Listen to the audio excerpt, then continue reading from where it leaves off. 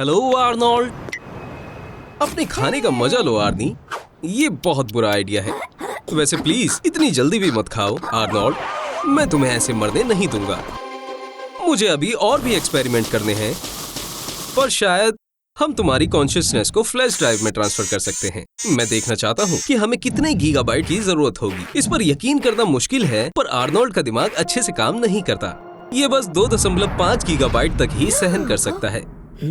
इसके लिए हमें 2500 हाई ड्राइव और सभी 1 टेराबाइट की जरूरत पड़ेगी। अगर आप और मजेदार फैक्ट जानना चाहते हैं तो वीडियो को लाइक और सब्सक्राइब करें। बेचारा लड़का, चिंता मत करो आर्नी, बहुत जल्दी ही तुम साइबोर्ग, आधे रोबोट आधे इंसान बन जाओगे। फिर तुम्हें किसी चीज से डर नहीं लगेगा, सभी तुमसे डरेंगे। हस्ता ला विस्टा बेबी। दिमाग में एक ही समय पर अलग अलग चीजें चलती हैं, यहाँ तक कि फार्ट के लिए भी लाखों न्यूरॉन्स की जरूरत पड़ती है। सिमेंटिक मेमोरी का वॉल्यूम ये है कि सिंबल्स के बारे में जानकारी देना, दुनिया के बारे में बताना टोटल वॉल्यूम से बहुत कम है। जैसे कि पूरी इंग्लिश सीखने के लिए बस 12 मेगाबाइट की जरूरत होती है। चिंता मत करो आर्नोल्ड, हम सारा डाटा तुम्हारे ब्रेन में ट्रांसफर कर देंगे। वैसे ये इतना मुश्किल भी नहीं था, सब कुछ एक फ्लैश ड्राइव में डाल दिया है। मैंने कुछ नए फीचर्स भी डाल दिए हैं।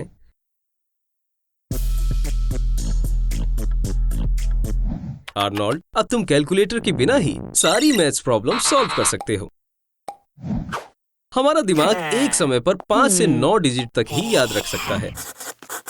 ये बस 40 बीट से 5 बाइट्स तक होती हैं। तुम अलग अलग एलिमेंट्स को मिलाकर मेमोरी को बढ़ा सकते हो। जैसे 3, 5, 2 ये 3 एलिमेंट्स हैं, पर 352 ये एक ही एलिमेंट है। आर्नोल्ड, अब तुम दोबारा अपनी नॉर्मल जिंदगी की शुरुआत कर सकते हो और अब तुम्हें ज्यादा पिज्जा खाने की वजह से पेट दर्द की भी चिंता करने की कोई जरूरत नहीं है। पर दिक्कत अभी भी है दोस्त, टॉबी तुम्हें पहचान नहीं पाएगा, बेड पर लेटने में दिक्कत होगी और तुम रेगुलर फूड नहीं खा सकते। है उसे भूख लग रही है। आर्नोल्ड देखो, ये तुम हो पर फ्यूचर से। रुको, उसे तुम्हारे कपड़े नहीं चाहिए, उसे मदद चाहिए। तभी तुम साल 2050 में जा रहे हो। ओ दोस्त, लोग ऐसा ब्राइट फ्यूचर तो नहीं सोच रहे थे। वाकई 2050 में अर्थ ग्लोबल वार्मिंग से सफर कर रही है। प्लैनेट की आबादी बढ़कर 10 बिलियन तक पहुंच चुकी है। इतनी ज्यादा आबादी की वजह से ताजे पानी की कमी हो चुकी है। क्या तुम सोच सकते हो, प्लैनेट तबाह होने के कगार पर है और वो पेप्सी के लिए लड़ रहे हैं। ठीक है, चलो वापस मिशन पर चलें।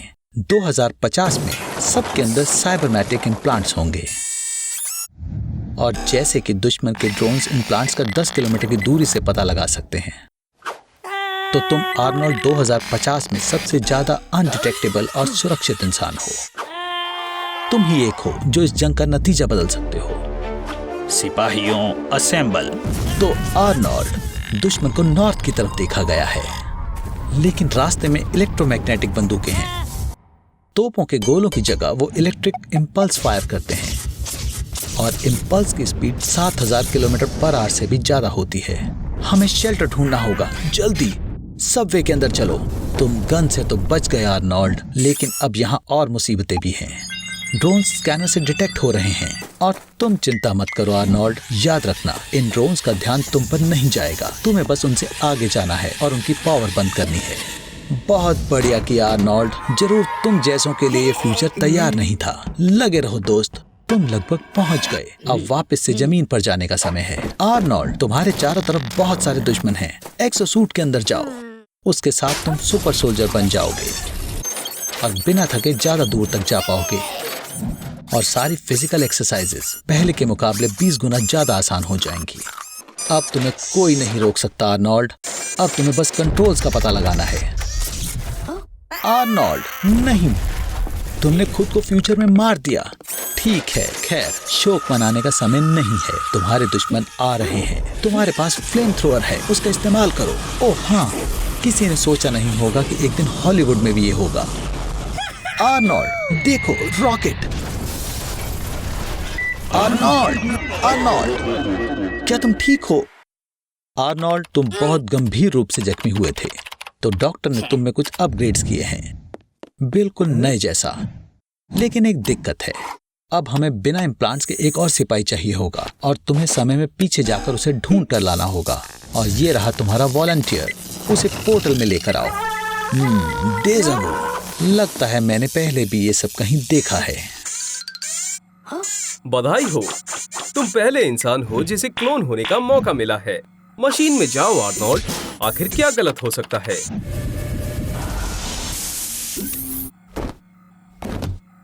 चलो अब थोड़े टेस्ट करते हैं। ये क्या है? जैसी हमें उम्मीद थी, क्लोनिंग वैसी नहीं रही। तुम्हारा दिमाग 2 हिस्सों में बट गया है और अब तुम दोनों के पास आधा आधा दिमाग है। ब्लाई में कॉर्पस कैलोजम ब्रेन के हेमिस्फेयर को जोड़ता है और इसमें 200 से 250 मिलियन नर्व्स फाइबर होते हैं। सभी कुछ सेंटीमीटर लंबे होते हैं। अगर तुम्हारी ग्रैंडमा इन्हें एक थ्रेड में बुनना शुरू करें तो वो पृथ्वी को 3 बार रैप कर सकती हैं। ये शानदार है। चलो तुम्हारी कॉग्निटिव एबिलिटीज को चेक करते हैं। बहुत अच्छे left brain Arnold. Right brain Arnold, तुम क्या कर रहे हो? ठीक है। लेफ्ट हेमिस्फेयर लैंग्वेज को हैंडल करता है। लेफ्ट हेमिस्फेयर बॉडी के राइट साइड को कंट्रोल करता है और राइट हेमिस्फेयर लेफ्ट साइड को कंट्रोल करता है। तो अगर तुम कॉर्पस कैलोजम को हटा देते हो, जैसे कि एपिलेप्सी के केस में होता है, तो इंसान अपने राइट और लेफ्ट में कंफ्यूज हो जाएगा। चलो सब कुछ पहले जैसा कर देते हैं। मशीन में जाओ आर्नोल्ड। हाँ, एक बार में एक, लड़ो मत। वैसे हम इसे तुम दोनों के बिना नहीं कर पाएंगे। ध्यान से।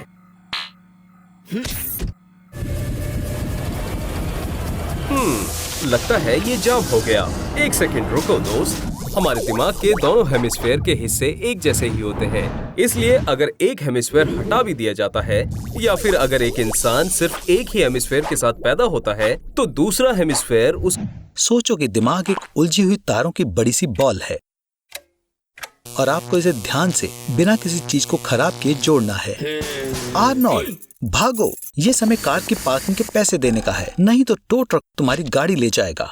हमें चिंपैंजी से जल्द चाबियां लेनी होंगी। ऐसे पार्किंग प्राइस के साथ तो आपको डॉलर स्टोर के रामेन से महीने के आखिरी तक काम चलाना होगा।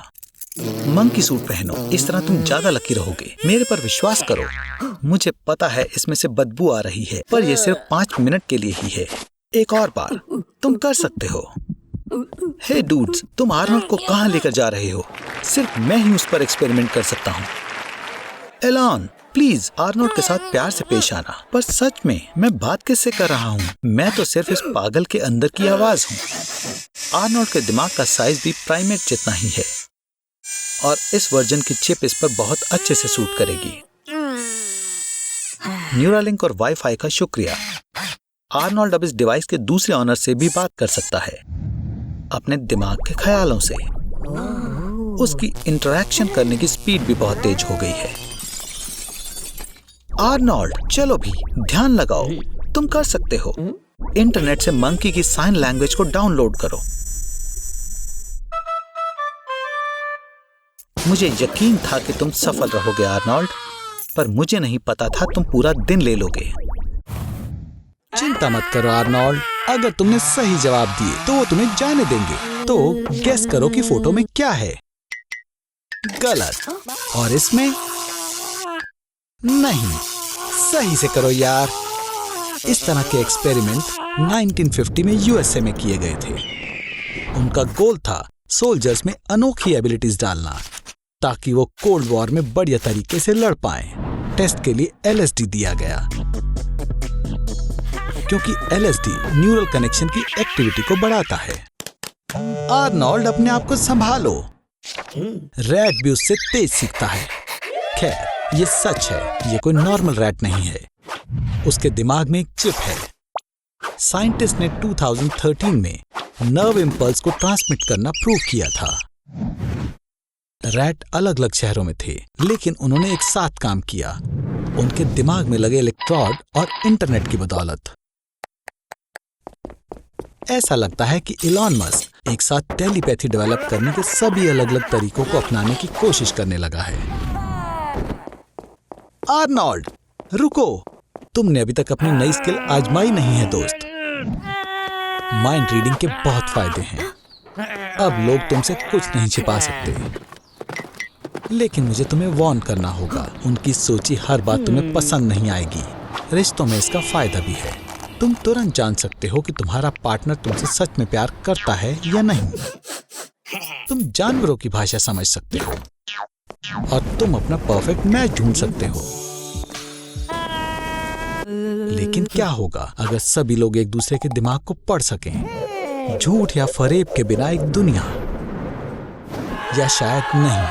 हे मिस्टर, नाराज मत होना अगर उसने सोचा कि तुम्हारी नाक बहुत लंबी है। हे भगवान, ये तो मुसीबत है।